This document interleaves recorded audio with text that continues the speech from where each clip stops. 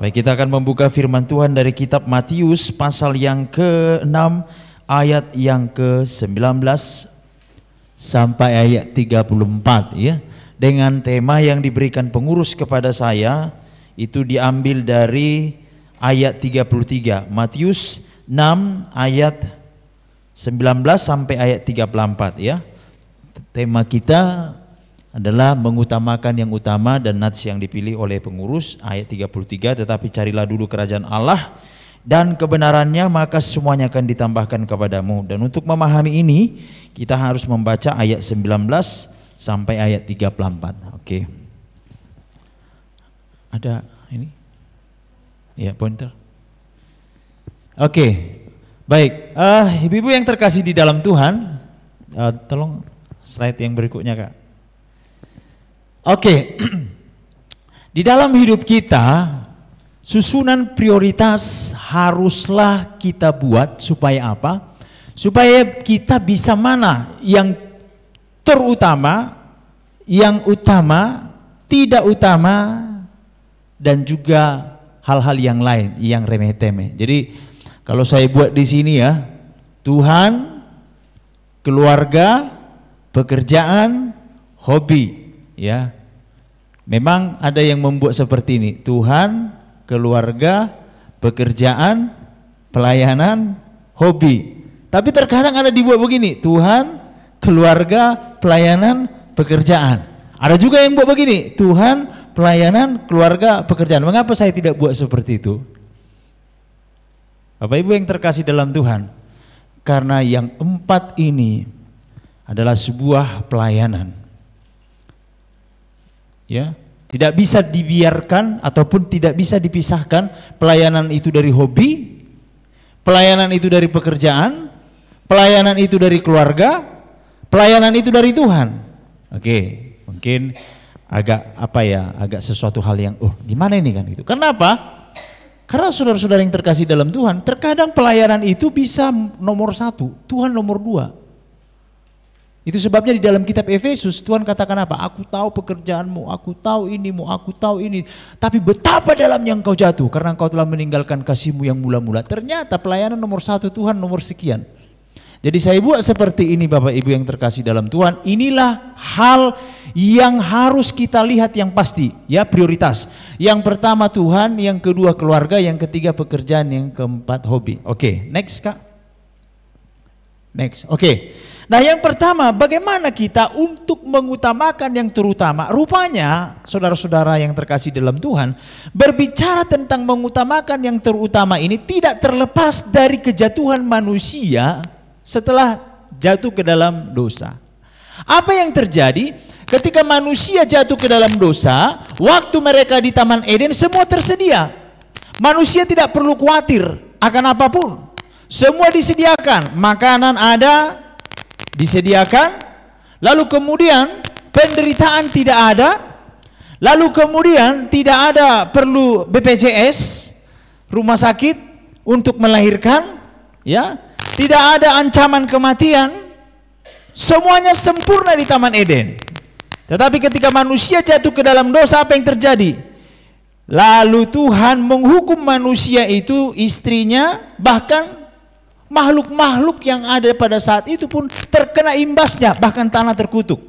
Ketika manusia jatuh ke dalam dosa, si Hawa atau kaum perempuan dihukum Tuhan. Bahwa yang pertama, susah payahmu akan kubuat sangat banyak selama engkau mengandung. Itu artinya apa? Kita harus persiapkan segala sesuatu ketika kita akan melahirkan, mengandung, dan kita juga harus persiapkan hal-hal untuk anak yang kita lahirkan. Lalu yang berikutnya, engkau akan birahi kepada suamimu, tapi engkau akan birahi kepada suamimu.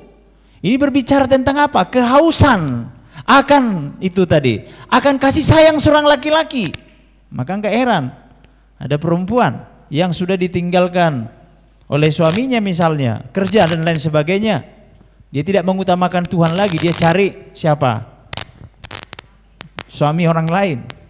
Ya, lalu kemudian ketika Tuhan menghukum Adam bahwa engkau kan berjerih payah, ya. Jadi apa yang terjadi di Taman Eden itu berkaitan semuanya dengan hukuman yang dialami oleh manusia. Di Taman Eden manusia tidak perlu berjerih payah, tetapi Tuhan menghukum, engkau akan bersusah payah mencari makananmu. Dari mana engkau hidup diambil, dari situlah engkau diambil. Lalu saudara-saudara yang terkasih dalam Tuhan, kita terusir dari Taman Eden, kita terpisah dari Tuhan, kita terpisah dari kenyamanan. Kalau bahasa sederhananya seperti ini, ya, bahasa sederhananya seperti ini. Adam dan Hawa semua sudah tersedia, kubikin, kubuat. Tetapi engkau melawan perintahku dan menganggap bahwa perintahku itu tidak bisa membahagiakanmu. Sekarang kau keluar dari rumah ini, ibaratnya lah begitu ya. Kau nggak bisa diatur. Udah, sekarang lo momma, suka mula di situ. Mau kemana kau, mau ngapain kau, terserah, ibaratnya begitulah. Nah kemudian manusia akhirnya Bapak Ibu, ketika mereka diusir dari Taman Eden, manusia berjuang untuk dirinya, manusia berusaha membuat peraturan supaya mereka bahagia, tetapi kita lihat bahwa peraturan manusia itu tidak tidak bisa adil gitu. Lalu kemudian manusia itu mulai mencari Tuhan dan mulai mencari-cari Tuhan. Ternyata hidup tanpa Tuhan itu, hidup tanpa Tuhan itu seperti ini ya. Nah itu sebabnya mulai sejak zaman dahulu saudara-saudara, Bapak Ibu yang terkasih dalam Tuhan, manusia itu yang dilakukannya adalah sebenarnya satu, untuk bertahan hidup.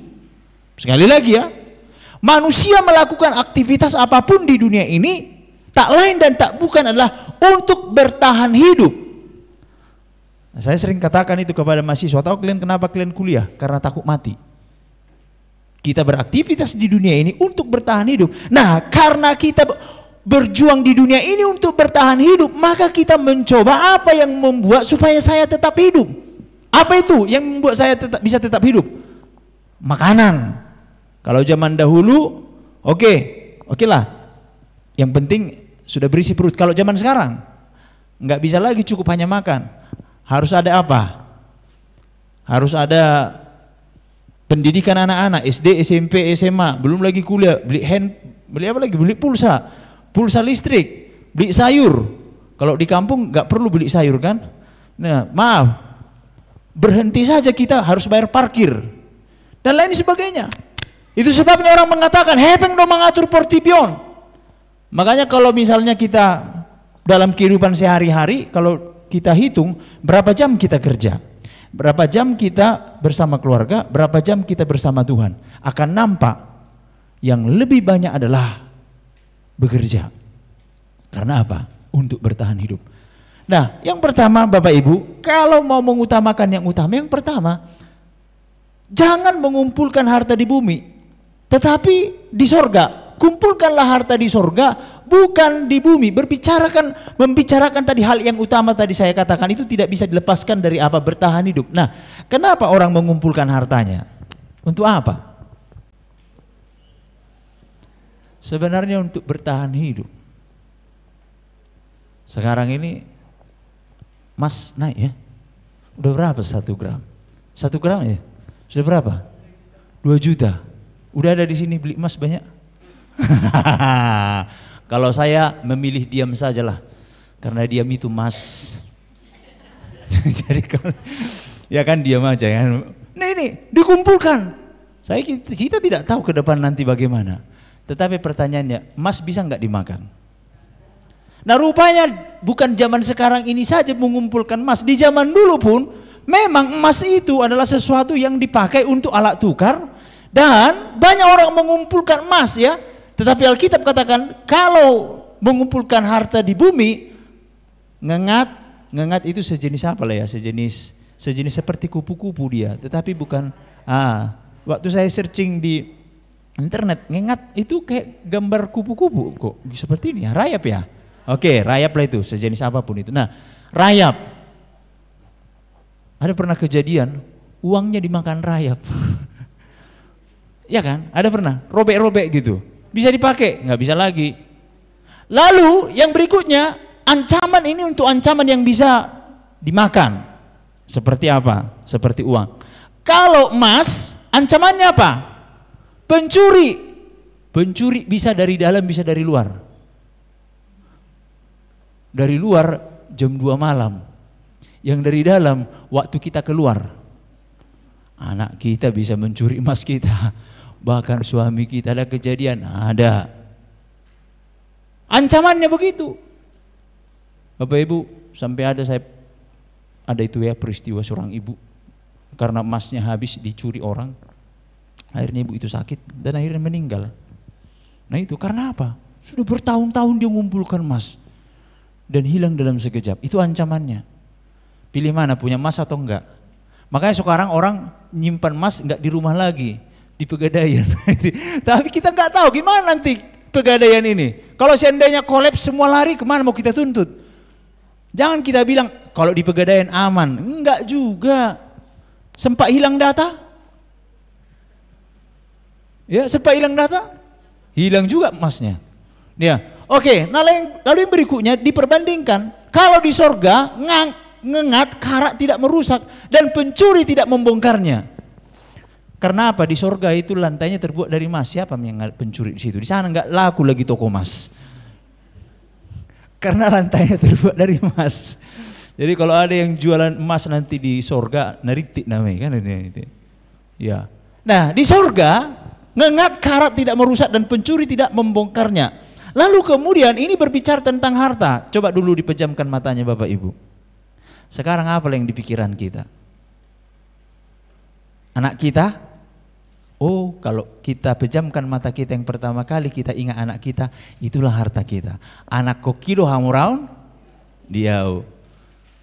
Kalau suami jarang. Kalau dulu jangan selalu ingat suami kan itu. Nah, rupanya Alkitab katakan apa? Di mana hartamu berada, di situ hatimu berada. Jadi rupanya harta ini tidak berbicara emas, tapi di mana hatimu berada, hartamu berada, di situ hatimu berada. Ada mobil baru? Di situ lecet enggak ya? Ibu-ibu, cobalah renungkan dalam hatiku. Waktu saya menyiapkan khotbah ini, ya kan? Ternyata hatiku lebih banyak rupanya sekarang dalam kondisi seperti ini. Bisa? Bisa. Waktu saya dikasih tema ini, oh ya, pekerjaan yang enggak siap. Ke sini terus, ya. Udah siap apa belum? Udah siap apa belum? Kan gitu. Nah, lalu kemudian ternyata Bapak Ibu yang terkasih dalam Tuhan, apa yang membuat kita mengumpulkan harta itu dimulai dari mana? Dimulai dari hati. Saya mau tanya, ada enggak orang buta mata duitan?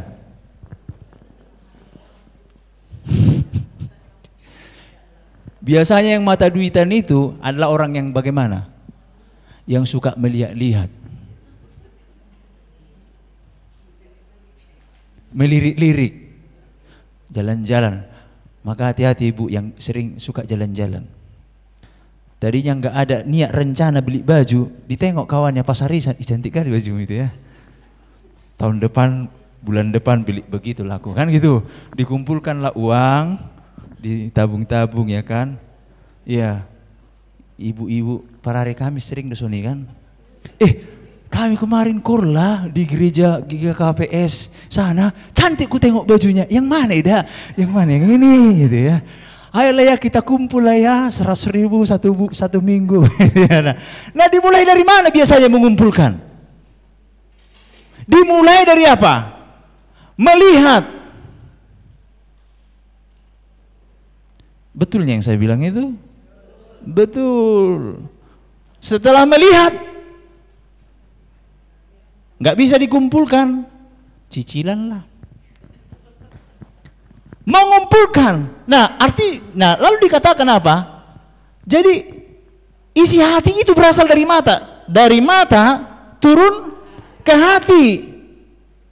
Kalau hati kita ini punya keinginan ingin punya mobil, di dalam hati kita bagaimana?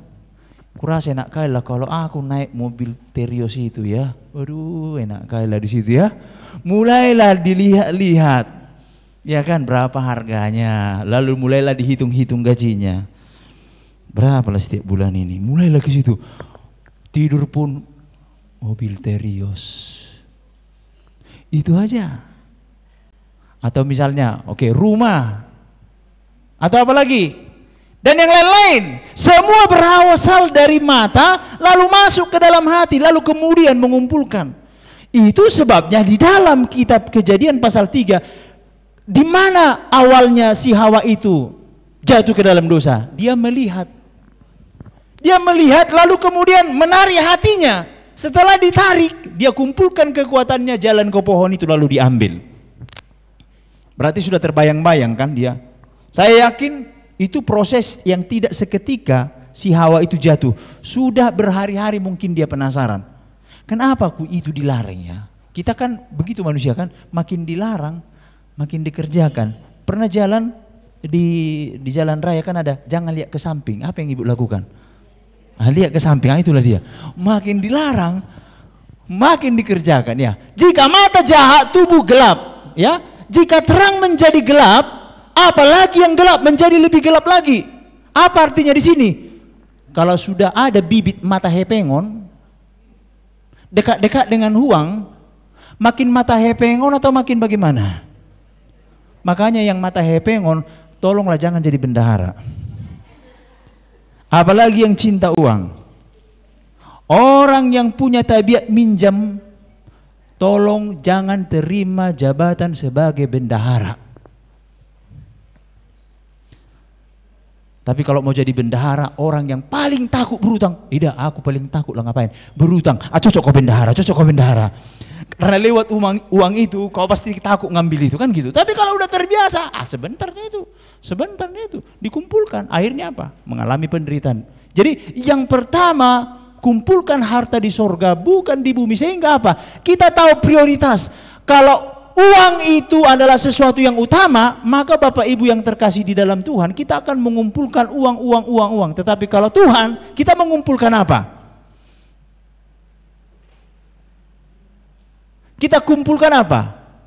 Potensi kita untuk uang, kalau misalnya harta kita itu adalah untuk mengumpulkan di bumi, tetapi ketika kita mengumpulkan harta itu untuk pekerjaan Tuhan, maka prioritasnya adalah Tuhan. Jadi yang pertama, mengumpulkan harta di sorga. Jadi ini yang pertama ya. Oke, yang kedua, di sini masih samar-samar. Maksudnya apa itu mengutamakan yang utama? Ya, nah yang kedua, next Kak.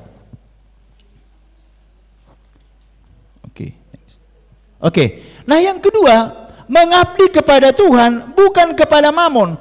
Alkitab mengatakan, kamu tidak dapat mengabdi kepada dua tuan. Kamu tidak dapat mengabdi kepada Tuhan dan kepada mamon. Tidak dikatakan kamu tidak dapat mengabdi kepada Tuhan dan kepada suamimu. Enggak ada dibuat begitu.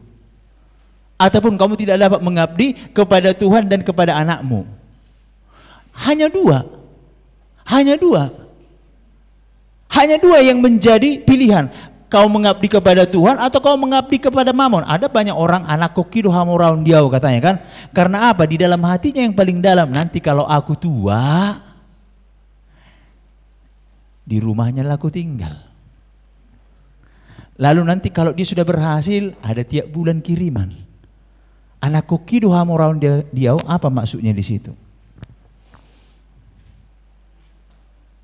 Itu sebabnya yang kedua ini, kita hanya mengabdi kepada Tuhan, bukan kepada mamon. Pertanyaannya Bapak Ibu, untuk apa ibu berjuang di dalam hidup ini?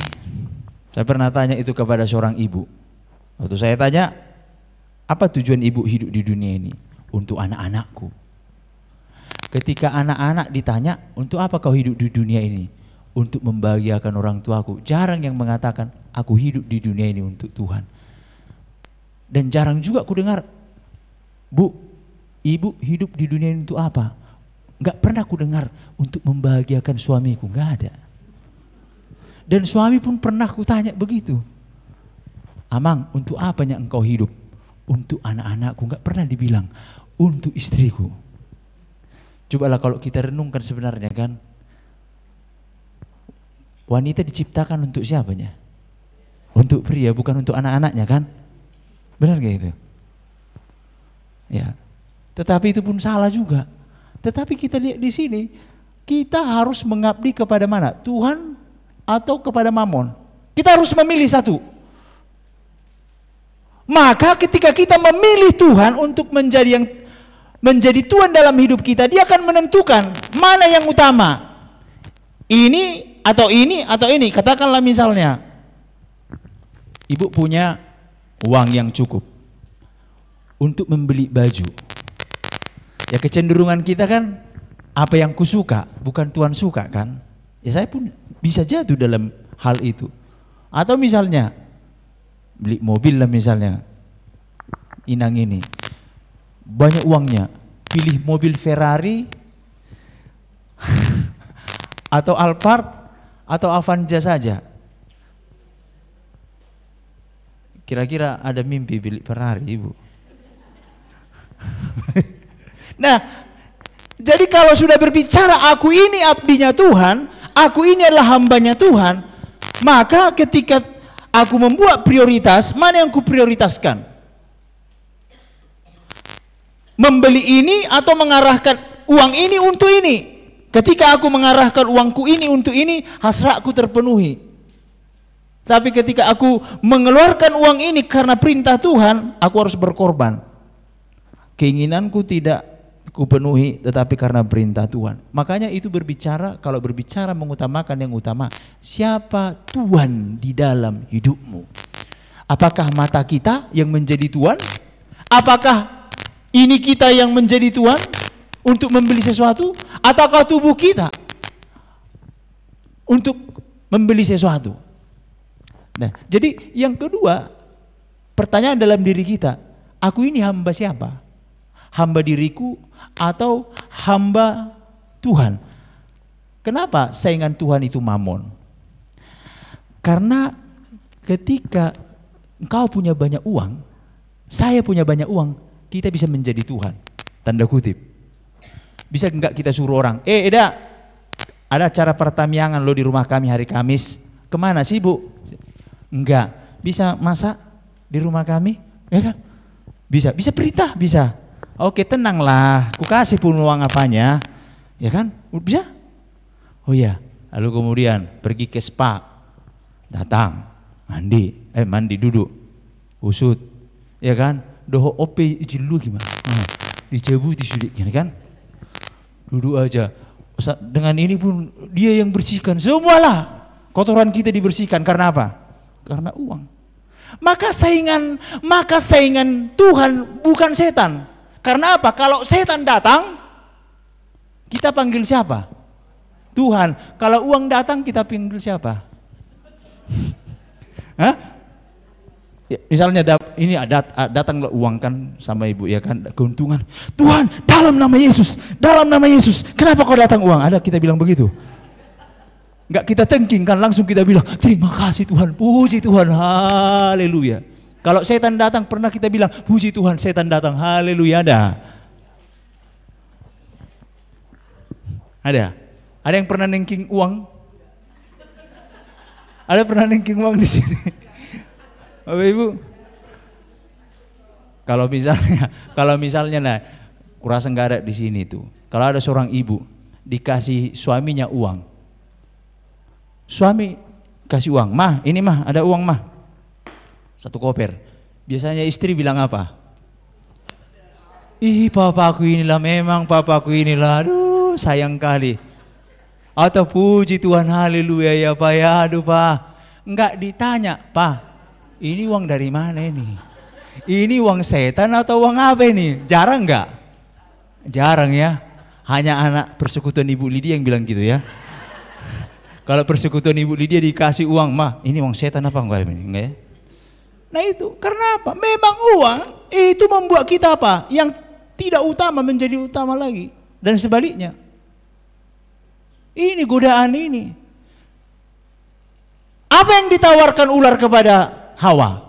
Kalau kau makan, kamu akan sama seperti Tuhan. Uang juga begitu. Kalau kau punya banyak uang, orang kan hormat samamu. Kau akan menjadi orang yang utama. Datang bangku nomor depan ya kan. Isok kamang sana ali bering pejabat ya kan gitu. Makanya orang kaya setelah dia punya kekayaan, apa yang dia cari? Jabatan. Orang miskin ada nggak keinginan langsung jadi pejabat? Jarang. Jadi kaya dulu, setelah kaya jadi pejabat. Nah, yang kedua, mengabdi kepada Tuhan bukan kepada Mamon.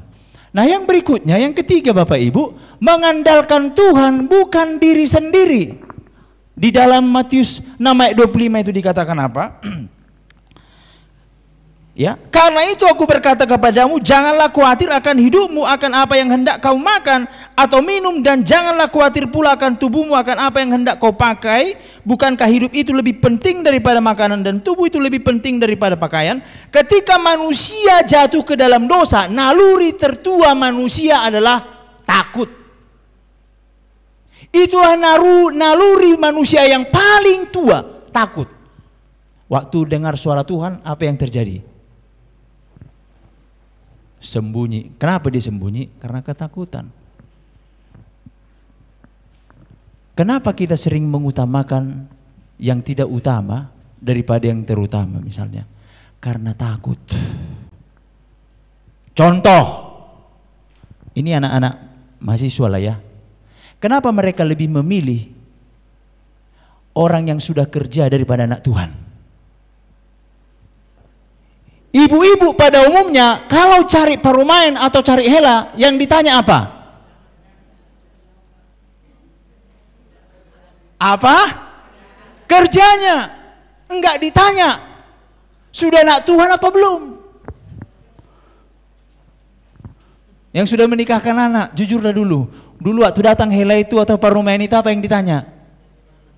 Mudah-mudahan lah ya. Yang mau menikahkan anak, yakin aku kayak Kak Final ini pasti itu yang ditanya ya. Udah anak Tuhan apa belum? Gitu ya. Ya kan pasti. Kalau dia sudah tahu yang mana yang terutama, dia akan tanya hal yang paling utama. Sudah anak Tuhan apa belum? Udah mak. Terus yang berikutnya apa yang ditanya? Marga apa? Nanti tarito pula. Marga apa dan lain sebagainya kan. Baru kemudian lanjut pembicaraan. Tapi kalau misalnya bukan anak Tuhan, agak susah melanjutkan pembicaraan. Terus kemudian misalnya ini. Terus apa kerjanya? Nak, itulah mak, narik becak. Kira-kira gimana kita? Hah? Ayo kokoh. Tantangan kan? Tantangan. Yakin aku, tidak ada satupun seorang ibu yang ingin anaknya menderita, benar? Benar ya? Tapi pertanyaan saya apa ya? Mana lebih menderita kalau anak kita menikah dengan anak Tuhan tapi kerjaannya masih seperti itu, atau katakanlah yang seperti saya katakan tadi, mungkin dia mengumpulkan butut tapi udah jelas anak Tuhan, daripada anak kita menikah dengan seorang pengusaha tapi bukan anak Tuhan. Risikonya mana yang lebih besar? Mana risikonya yang lebih besar Bapak Ibu? Janganlah dua alternatif amang. Jadi maksudnya bikinlah alternatif yang ketiga. Apa alternatif yang ketiga? Anak Tuhan kaya amang. Minim risiko. Tapi lihat dulu Bapak Ibu, mana yang lebih utama? Anak Tuhan atau pekerjaannya? Aduh, kenapalah dulu aku enggak mendengarkan ini sebelum menikah ya? Enggak ada ya? Mungkin dulu Bapak Ibu kita salah mengambil keputusan. Karena apa? Prinsip memilih teman hidup misalnya salah kita, dampaknya kan sampai sekarang bisa. Karena apa? Karena itu tadi, yang utama tidak menjadi utama, yang terutama entah kemana. Ini dia. Nah, lalu Bapak Ibu yang terkasih dalam Tuhan, ketika berbicara mengutamakan yang utama tadi, kan kekhawatiran tadi. Di dalam memilih teman hidup pun kan begitu. Di dalam memilih pekerjaan pun begitu tadi. Karena akibat dosa itu. Lalu kemudian kita lihat di sini. Janganlah khawatir akan hidupmu, akan apa yang hendak kau makan atau minum, dan janganlah khawatir pula akan tubuhmu, akan apa yang hendak kau pakai. Bukankah hidup itu lebih penting daripada makanan dan tubuh itu lebih penting daripada pakaian? Apa maksudnya di sini? Mana lebih penting? Hidup atau makanan? Ada orang dikasih makanan, nggak hidup lagi dia. Pergi ke kuburan, mana lebih penting? Mau dikasih pun makanan yang enak, tapi kalau udah mati masih berguna nggak? Tapi kalau misalnya ada orang yang hidup nggak makan, masih berguna nggak? Maka Yesus ajarkan, lihat mana yang lebih penting, makanannya kah yang lebih penting atau hidupnya yang lebih penting? Mana yang membuat hidup? Hidup yang membuat dia bisa makan, atau karena makanan yang membuat dia hidup? Karena dia hiduplah dia makanya makan. Kalau mati,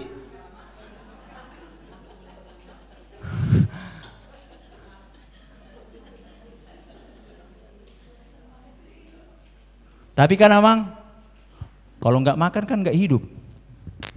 Iya juga. Tapi kalau hidup bisa cari makan, betul. Jadi sering sekali hilang. Pertanyaan saya, mana yang lebih penting? Bisa melihat, mata berfungsi, atau warna coklat, warna biru, atau warna apa? Kan ada kontak lens itu kan. Mana yang lebih penting? Warna mata atau fungsinya? Fungsinya. Mau warna biru pun kalau nggak bisa melihat, wahai. Tapi walaupun warna mata aku hitam, tidak seperti orang Eropa, tapi berfungsi. Maka Yesus menekankan mana yang lebih utama, fungsinya atau ininya. Nah itu ya. Mana lebih baik? Ini ya, mobil tahun 80-an dibandingkan dengan mobil apa yang paling bagus sekarang? Mobil Pajero. Mana yang lebih bagus? Mana yang lebih bagus? Katakanlah mobil Kijang lah, mobil Kijang zaman dahulu dengan mobil Pajero. Mana yang lebih bagus atau lebih penting? Lebih enak? Tunggu dulu. Belum tentu. Mobil Pajero ini nggak ada mesinnya. Nah makanya jangan kita terjebak di situ. Apa sih yang lebih penting itu? Maka Yesus katakan mana yang lebih penting? Hidup atau makanan? Hidup. Tapi ada orang begitu kan? Kalau nggak makan enak, nggak mau makan dia. Apa sih fungsi makanan?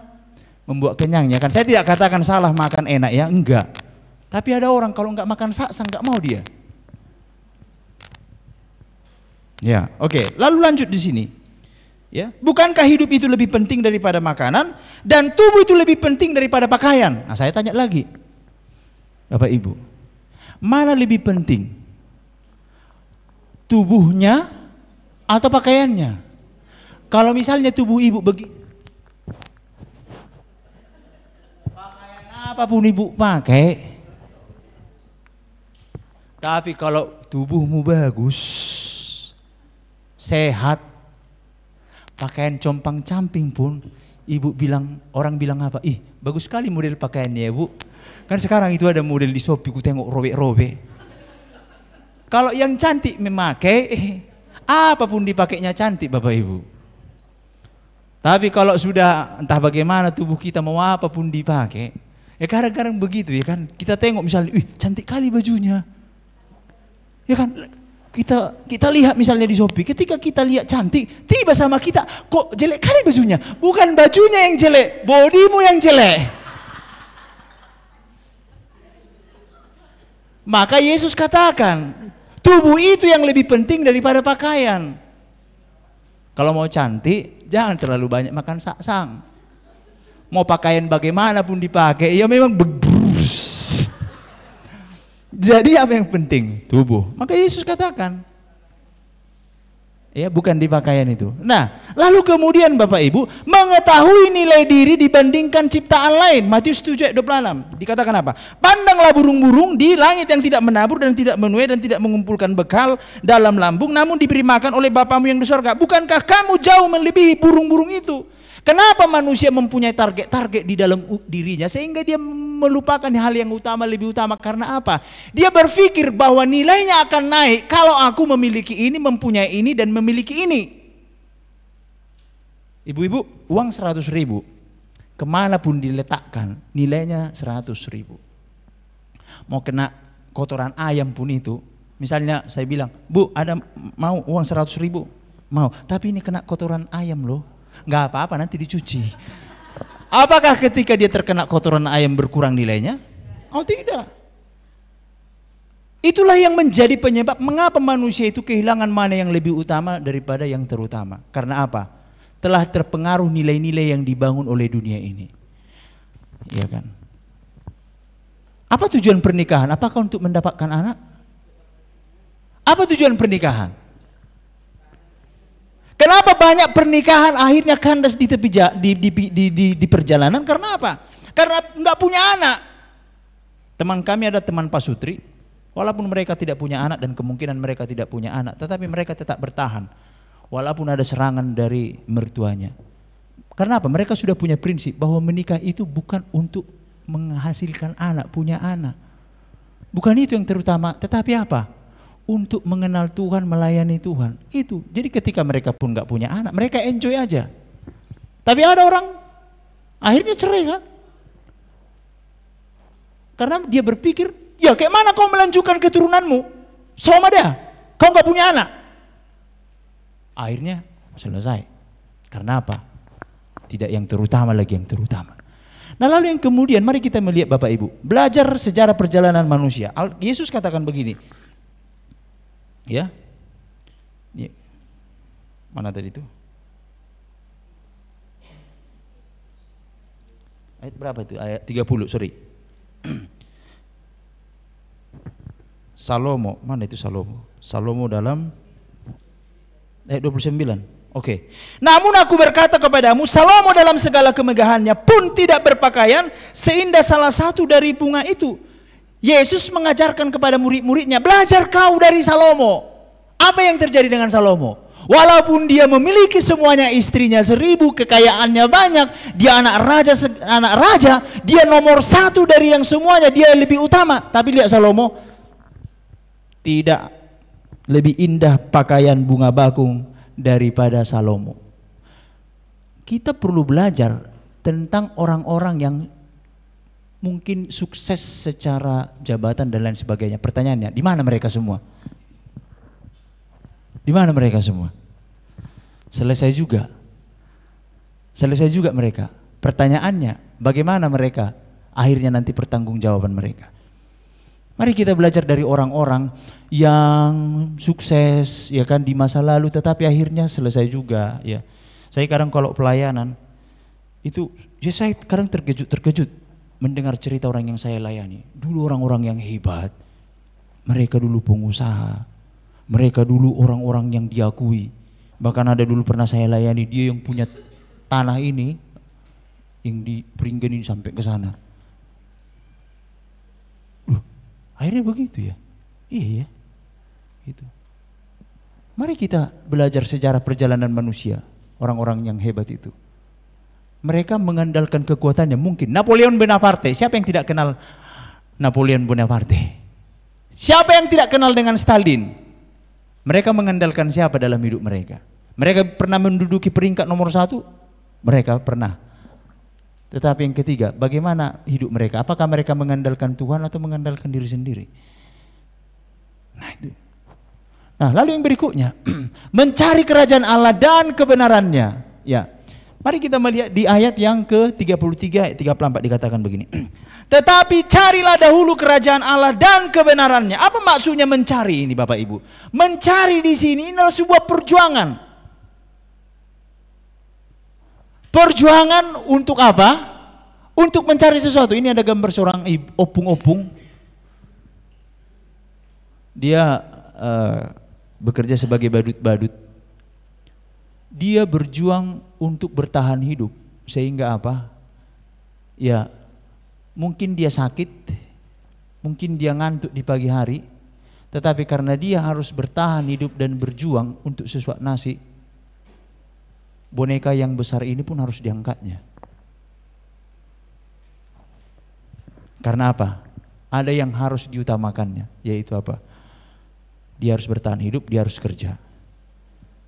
Bapak Ibu, pertanyaannya adalah apa? Mana lebih banyak manusia ini berjuang untuk mencari kerajaan surga atau kerajaan diri sendiri? Itu sebabnya Alkitab katakan kalau kita hanya di dalam dunia ini saja menaruh pengharapan, dari orang paling hidup. Apa bedanya ayam? Pagi-pagi ayam pun kalau dilepas cari makannya duluan kan, nggak pernah dia saat teduh ya kan. Ada ayam kami 5 ekor di belakang. Kalau nama mertua dia cuma nggak pernah saat teduh. Karena apa? Karena dia nggak tahu yang terutama. Kalau kita, apa yang duluan kita cari? Tuhan atau kompor gas? Wih, udah nggak makan aku kan gitu kan? Cepat-cepat ini. Lalu ayam di samping bilang, sama kita ya bro.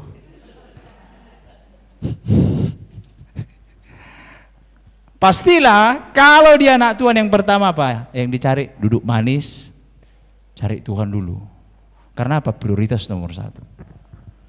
Sebuah perjuangan.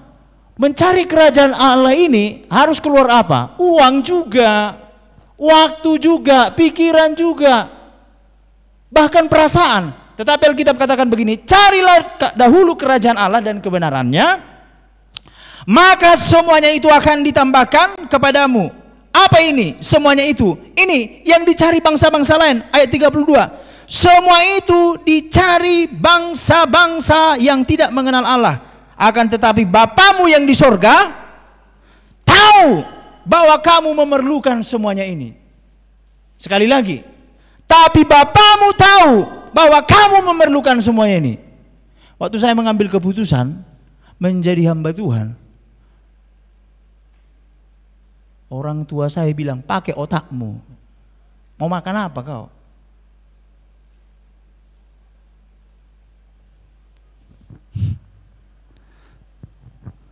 Kalau saya pikir-pikir sekarang, saya ingat-ingat dulu peristiwa zaman dulu.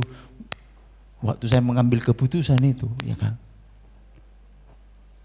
Loh, sepertinya termasuk nekat juga aku waktu itu. Termasuk waktu aku suruh istriku berhenti kerja. Supaya apa? Supaya kau fokus menjaga anak di rumah, aku melayani. Nanti kita lihat Tuhan bikin apa sama kita. Wah, itu enggak gampang ibu-ibu. Enggak gampang. Enggak gampang. Tidak semua saya ceritakan. Enggak gampang loh. Enggak gampang. Tetapi saya pegang bagian ini. Tuhan tahu. Tuhan tahu enggak bahwa kami akan makan? Dia yang ciptakan perut. Waktu Yesus melihat orang-orang yang mengikuti dia, murid-muridnya bilang apa? Suruh lagi, suruh pulang, suruh pulang. Tapi Yesus bilang apa? Enggak sampai hati aku. Nanti mereka kelaparan di tengah jalan. Bapak Ibu, Yesus Maha tahu enggak? Oh, Yesus dengar enggak bunyi-bunyi itu semua? Krok. Ibu-ibu, tahu enggak Tuhan tinggal berapa uang di rekeningmu? Tahu ya? Saya pernah di acara camp YPDPA. Ya, saya ingat sekali itu Pak PJ John enggak? PJ John. Saya MC waktu itu. Betul, tak ada lagi uang sepeser pun di rumah saya, di kantong saya. Waktu hamba Tuhan ini berdoa, dia berdoa bilang begini, ayo mari kita berdoa. Ada di sini yang tak punya uang sepeser pun katanya. Pas aku di depannya, dalam hati saya, kok dia tahu katanya. Semua ketawa-ketawa. Ada di sini katanya. Siapa orangnya katanya. Enggak ada yang ngangkat. Tuhan bilang ada katanya. Lalu depannya saya bilang, saya Pak. Betul enggak ada uangmu? Mana buktinya katanya. Saya buka dompet saya kosong, dimasukkannya $5. Tapi waktu itu ada perhelatan. Yo, angkat lagi supaya kita memberikan sama Tuhan. Ya ku kasih juga $5 itu. Enggak ada. Teruslah begitu, enggak lagi uangmu, dimasukkannya lagi $5, ku kasih lagi. Dikasihnya $10, ku kasih lagi. Terakhir memang enggak ada dikasih juga, tapi aku ketawa di situ. Tuhan akan memelihara di situ. Nah, Bapak Ibu yang terkasih dalam Tuhan, Tuhan tahu apa yang kau perlukan. Bapamu tahu kenapa dipakai kata Bapa. Bapamu tahu kenapa tidak dipakai Tuhanmu tahu. Ibu-ibu punya anak? Punya anak? Punya. Pernah enggak anak itu waktu dalam kandunganmu telepon, Ma, aku mau lahir ya, siapkan pampers, siapkan tali 2. Ada pernah? Enggak pernah. Sudah disiapkan kian kan? Waktu lahir dia pernah dia ngomong, Mak beli susu ya? Ada? Main-main aja dia di situ. Polos-polos aja dia. Kita yang harus mempersiapkan.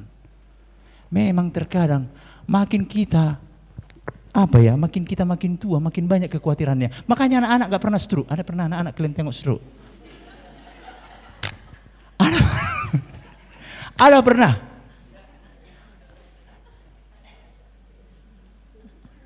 Ada pernah? Pernah anak-anak yang kecil bilang begini, "Mak, masih ada beras kita?" Ada pernah? Enggak peduli dia. Pokoknya di situ bapakku, di situ mamaku. Lalu berkeliaran mereka, kita datang pusing begitu ya kan? Wih, hei. Lalu kita marah. Diam dulu kalian. Yang nggak tahunya kalian apa yang terjadi? Beras nggak ada. Mana aku tahu, Mak? Pokoknya mamaku di situ nggak soal. Maka Yesus katakan apa? Kalau kau tidak menjadi sama seperti anak kecil ini, kau tidak bisa masuk ke dalam kerajaan surga. Ibu-ibu, perlu kita polos seperti anak kecil itu. Perlu kita. Karena aku punya Bapa di surga. Karena aku pernah punya Bapa di surga. Kalau nggak ada uangmu sekarang, Tuhan nggak ada uangku, jual bajumu itu. Ya kan? Jual emasmu itu satu-satu. Jual sepatumu itu. Masukkan ke marketplace.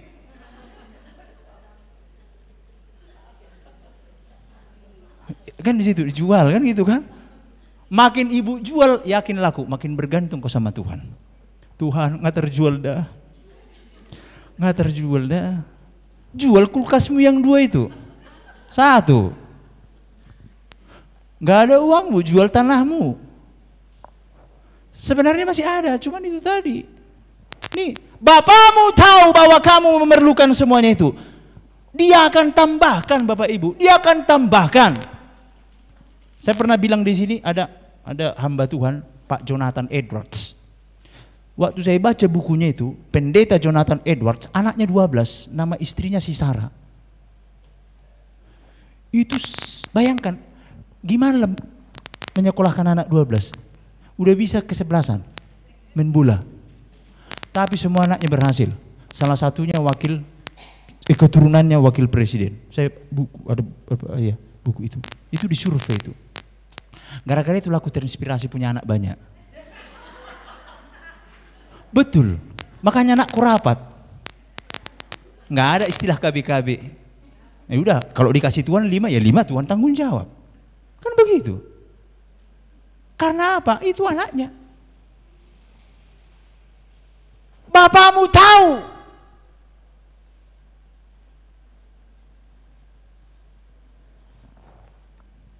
Maka carilah dulu kerajaan Allah. Apa maksudnya apa? Carilah dulu kerajaan Allah, apa maksudnya? Cari siapa nama rajanya. Apa kesukaannya?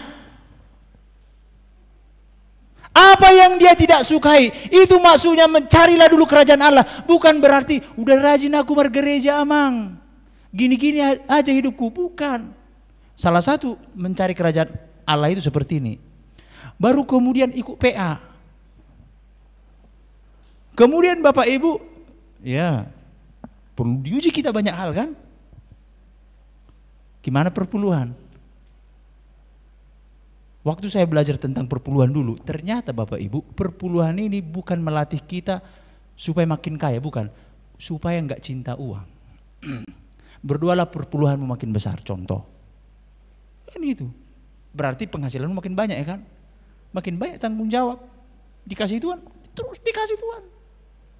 Carilah dulu kerajaan Allah dan kebenarannya, maka semua itu akan ditambahkan kepadamu. Ayat 34, kesimpulan. Di sini.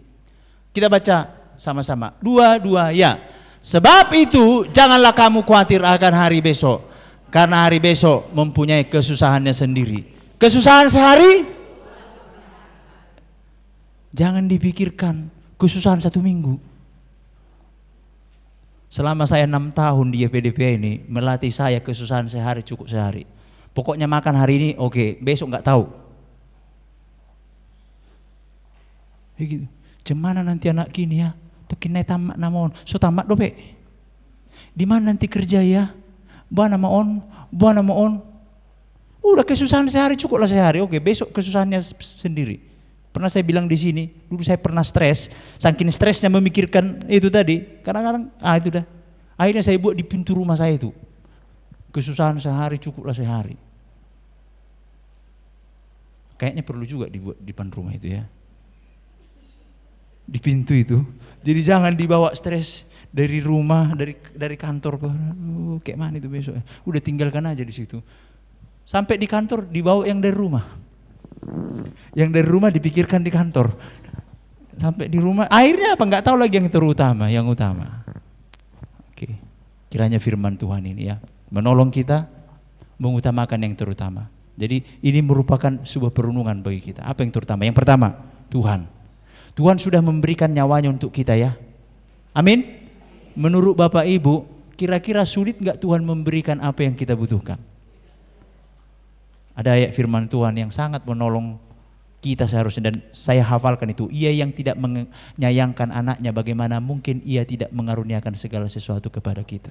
Perbandingan. Yesus mati. Amin. Tuhan Yesus berkati kita berdoa.